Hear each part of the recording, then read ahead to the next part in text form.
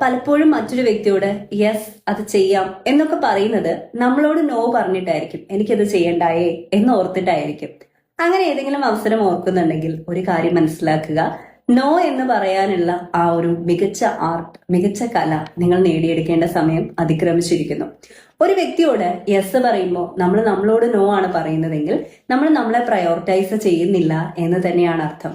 Self prioritise ചെയ്യണം. People പ്ലീസിങ്ങിനേക്കാൾ മേലെ എന്ന് ആഗ്രഹിക്കുന്നവർ ആദ്യം പഠിക്കേണ്ടത് നോ പറയാൻ പഠിക്കുക എന്നുള്ളത് തന്നെയാണ്.